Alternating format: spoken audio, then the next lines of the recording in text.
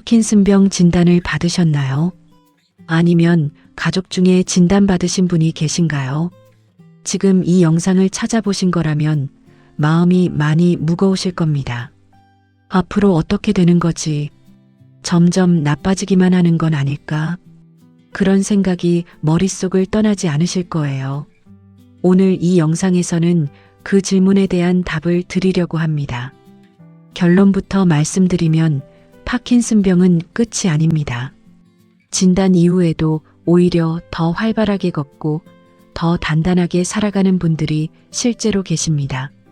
그분들이 뭘 했는지, 연구는 뭐라고 말하는지 구체적인 숫자와 함께 말씀드리겠습니다. 끝까지 보시면 내일부터 뭘 해야 하는지 명확해지실 겁니다. 첫 번째 이야기입니다. 운동, 그런데 강도가 핵심입니다. 파킨슨 진단 후 운동하라는 말 수없이 들으셨을 겁니다. 그런데 중요한 건 어떤 운동을 어느 정도로 하느냐입니다. 미국 노스웨스턴 대학교 연구팀이 파킨슨 초기 환자 128명을 6개월 동안 추적한 연구가 있습니다. 세 그룹으로 나눴어요. 첫 번째 그룹은 러닝머신 위에서 숨이 꽤 찰 정도로 빠르게 걸었고, 두 번째 그룹은 약간 숨찬 정도로 걸었고, 세 번째 그룹은 평소대로 생활했습니다. 6개월 후 결과입니다. 아무것도 안 한 그룹은 운동 능력 점수가 평균 3.2점 나빠졌습니다. 약간 숨찬 정도로 걸은 그룹은 2점 나빠졌고요. 그런데 숨이 꽤 찰 정도로 빠르게 걸은 그룹은 겨우 0.3점 변화에 그쳤습니다. 거의 제자리를 유지한 겁니다. 더 놀라운 건 이 그룹의 심폐 능력이 8% 좋아졌다는 점입니다. 반면 아무것도 안 한 그룹은 오히려 5% 떨어졌고요. 6개월 만에 두 그룹 사이에 13% 격차가 벌어진 겁니다. 심폐 능력이 좋아지면 뇌로 가는 혈류가 늘어납니다. 도파민 신경세포가 살아남을 수 있는 환경이 만들어지는 거예요. 운동이 단순히 근력을 키우는 게 아니라 뇌를 보호하는 약 역할을 하는 겁니다. 그러면 숨이 꽤 찬 정도가 뭐냐? 옆 사람과 대화는 할 수 있지만 노래를 부르기는 힘든 정도입니다. 이 정도 강도로 주 3회 이상 한 번에 30분씩 하시면 됩니다. 어떤 운동이 좋을까요? 세 가지를 추천합니다. 첫째, 빠르게 걷기입니다. 집 근처 공원이나 아파트 단지를 돌면 됩니다.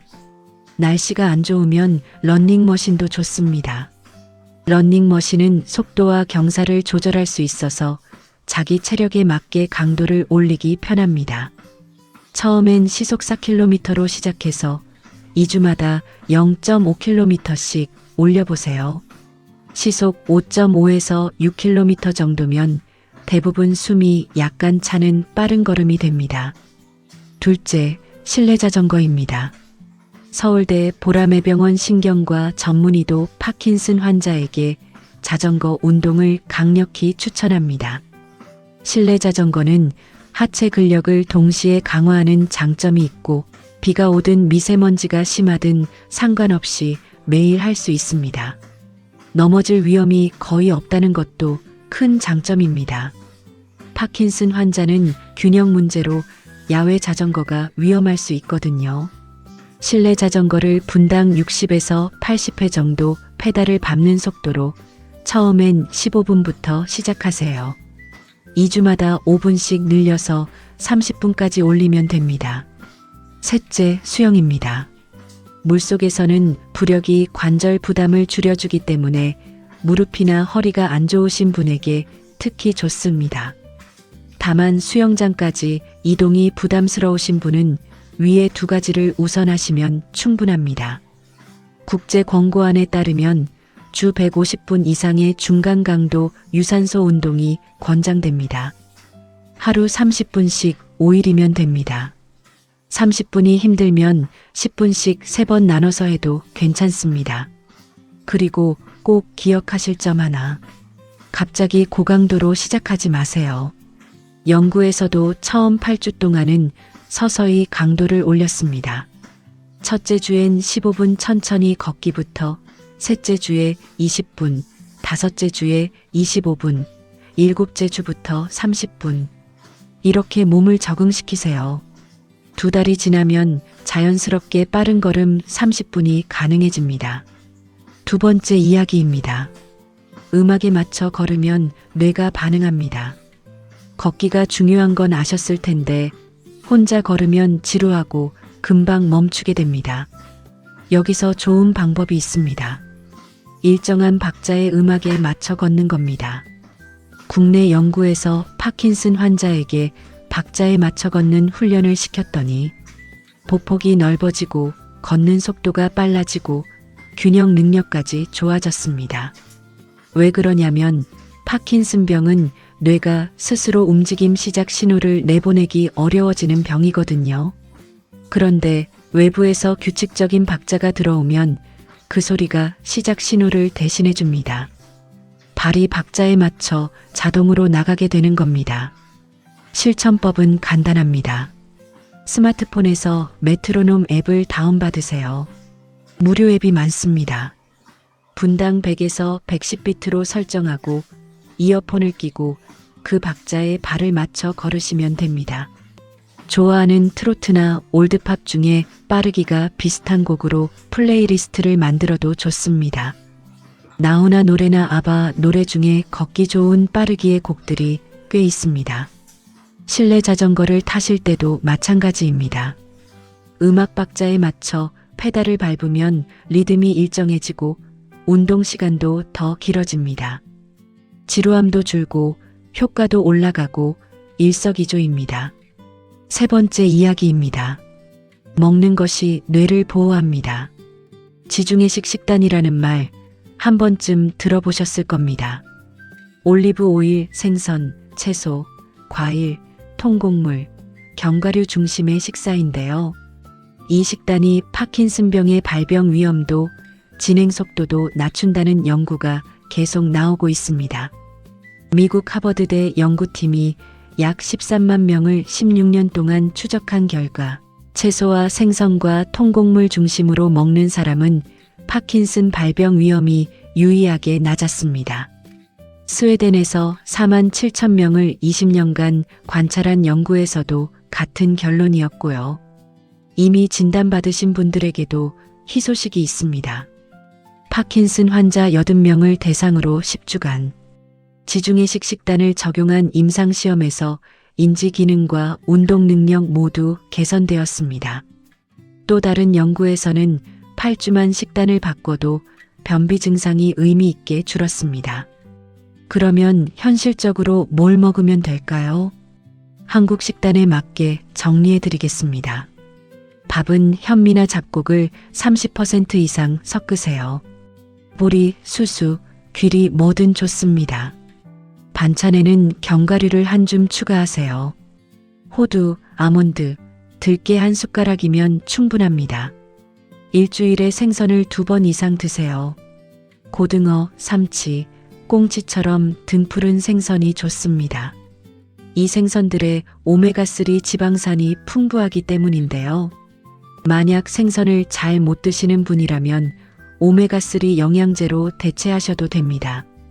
하루 1000mg 정도면 충분합니다. 다만 혈액 응고에 영향을 줄 수 있으니 혈전 관련 약을 드시는 분은 반드시 담당 의사에게 먼저 말씀하세요. 올리브 오일이 없으면 들기름도 좋습니다. 들기름에 오메가3 계열인 알파리놀렌산이 풍부하거든요. 매일 색깔 있는 채소를 3가지 이상 드세요. 빨간 파프리카, 보라색 가지, 초록색 브로콜리, 이렇게요. 식물의 색소 자체가 뇌를 보호하는 항산화 물질입니다. 가공식품, 튀김, 붉은 고기는 줄이세요.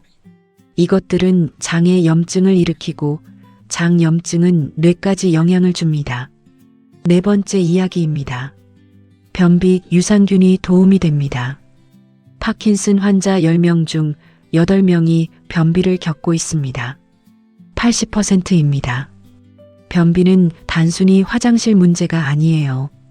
장이 막혀 있으면 파킨슨 약이 제대로 흡수되지 않습니다. 약을 먹어도 효과가 들쭉날쭉한 이유가 여기에 있는 경우가 많습니다. 그래서 변비 관리가 약 효과 관리와 직결됩니다. 식이섬유와 물을 충분히 드시는 것이 기본이고 여기에 프로바이오틱스, 쉽게 말해 유산균을 함께 드시면 도움이 됩니다. 연구를 보면 파킨슨 환자 120명을 대상으로 한 그룹에는 유산균이 든 발효일을, 다른 그룹에는 가짜 약을 4주간 먹였습니다. 결과는 유산균을 먹은 그룹의 배변량이 확실히 많아졌습니다. 변비가 개선된 겁니다. 또 다른 연구에서도 파킨슨 환자 72명을 대상으로 4주간 유산균을 섭취시켰더니 자발적인 배변 활동이 늘고 대변 규칙성이 좋아졌습니다. 그래서 파킨슨 변비로 고생하시는 분은 유산균 보충제를 드시는 것이 좋습니다. 다만 주의할 점이 있습니다. 일부 유산균은 파킨슨 약인 레보도파를 비활성화시킬 수 있다는 보고가 있습니다. 그러니까 아무 유산균이나 드시면 안 되고 반드시 담당 의사에게 본인이 먹는 파킨슨 약과 궁합이 맞는지 확인하세요.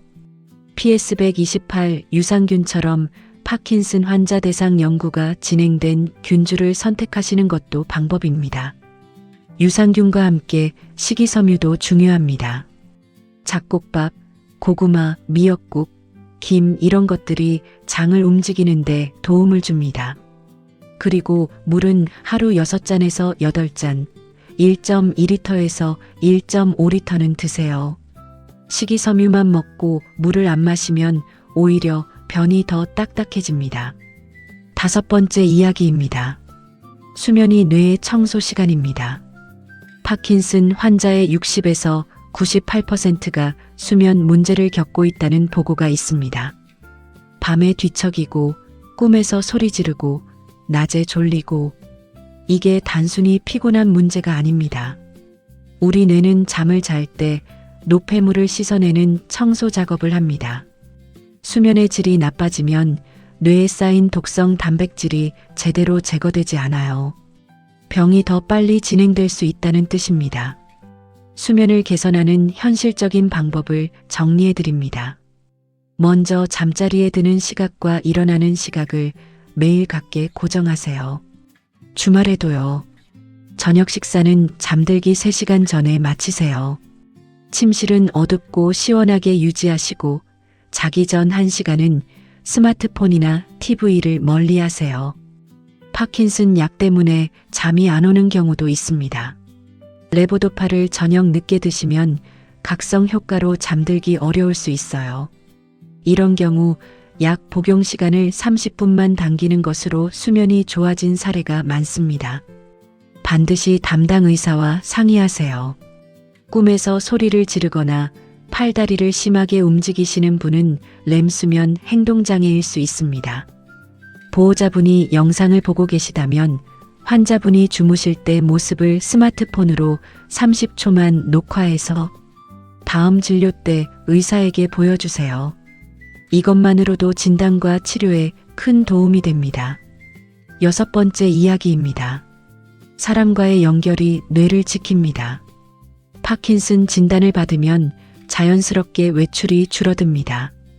걸음이 느려지니까 남에게 폐를 끼치는 것 같고 표정이 굳어지니까 사람 만나기가 불편해지고요. 그런데 이렇게 혼자 있는 시간이 길어지면 악순환이 시작됩니다. 우울증이 오고 우울하면 운동을 안 하게 되고 운동을 안 하면 몸이 더 굳고 몸이 더 굳으면 더 나가기 싫어지는 겁니다. 반대 사례도 있습니다. 파킨슨 환자들이 모여서 함께 운동한 연구를 보면 체력이 좋아진 것은 물론이고 삶의 의미와 자신감이 올라갔다고 보고됩니다. 나만 이런 게 아니라는 안도감, 나도 할 수 있다는 느낌, 이게 뇌에 긍정적인 자극을 줍니다.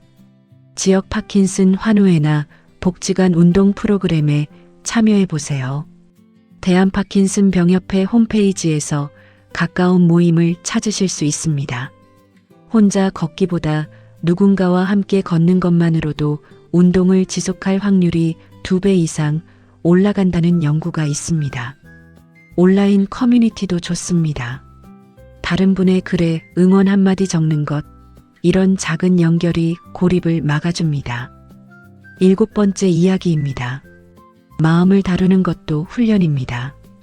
파킨슨병 자체가 뇌의 도파민 시스템을 망가뜨리기 때문에 의욕이 없고 무기력하고 우울한 것은 성격이 나약해서가 아닙니다. 뇌의 화학적 변화 때문에 자연스럽게 찾아오는 증상입니다. 이걸 이해하시는 것만으로도 환자 본인과 보호자의 마음이 한결 가벼워집니다. 거창한 명상을 하실 필요 없습니다. 대신 이렇게 해보세요. 아침에 일어나서 창밖을 보며 천천히 숨을 3번 깊게 쉬세요. 들이쉬면서 하나, 내쉬면서 둘. 15초면 됩니다. 이것만으로도 긴장된 신경이 진정되고 하루의 시작이 달라집니다. 그리고 하나 더. 매일 밤 오늘 내가 한 것을 한 줄만 적으세요. 오늘 20분 걸었다. 오늘 고등어를 먹었다. 오늘 친구에게 전화했다. 이렇게 작은 것이라도 적어두면 나는 아직 할 수 있는 사람이라는 자기 인식이 유지됩니다. 이 느낌이 우울증 예방에 놀라울 만큼 효과적입니다. 이제 전체를 정리해 드리겠습니다. 파킨슨병 진단 이후에도 변하지 않는 사실이 하나 있습니다. 내가 어떻게 하느냐에 따라 병의 속도가 달라진다는 것입니다. 약만으로는 부족합니다. 약은 증상을 관리해 주지만 병의 진행 자체를 늦추는 데는 한계가 있습니다. 하나, 주 3회 이상 숨이 찰 정도로 빠르게 걷거나 실내 자전거를 30분 타세요. 이것이 도파민 신경의 노화를 늦추는 가장 강력한 비약물 방법입니다. 둘, 음악 박자에 맞춰 걸으세요. 보폭이 넓어지고 동결 현상이 줄어듭니다. 셋, 잡곡밥, 생선, 채소, 견과류 중심으로 드세요. 생선을 못 드시면 오메가3 영양제로 대체하세요. 넷, 변비가 있으면 유산균 보충제를 드시되 반드시 의사와 상의 후 본인 약과 궁합이 맞는 제품을 고르세요. 다섯, 수면 시간을 규칙적으로 지키고 수면 문제가 있으면 영상을 찍어 의사에게 보여주세요. 여섯, 사람을 만나세요. 혼자 이겨내려 하지 마세요. 일곱, 매일 내가 한 일을 한 줄만 적으세요. 그게 당신이 아직 할 수 있는 사람이라는 증거가 됩니다. 마지막으로 한 말씀 드리겠습니다. 이 영상을 보신 분 중에 진단받은 지 얼마 안 되신 분도 계실 거고 이미 몇 년째 싸우고 계신 분도 계실 겁니다. 어느 시점이든 상관없습니다. 오늘부터 시작하시면 됩니다. 오늘이 가장 빠른 날이니까요. 파킨슨병은 끝이 아닙니다. 다시 걷기 시작한 사람들은 특별한 사람이 아닙니다. 오늘 운동화를 신은 사람, 오늘 실내 자전거 페달을 밟은 사람, 오늘 견과류 한 줌을 집은 사람, 오늘 누군가에게 전화를 건 사람입니다. 내일 그 사람이 여러분이 되시길 바랍니다. 구독과 좋아요 눌러주시면 다음 영상 빨리 찾아뵙겠습니다. 멤버십 가입해주신 회원님께 항상 감사드리고 있습니다. 궁금한 점은 댓글에 남겨주세요. 하나하나 읽고 답변 드리겠습니다. 다음 영상에서 뵙겠습니다.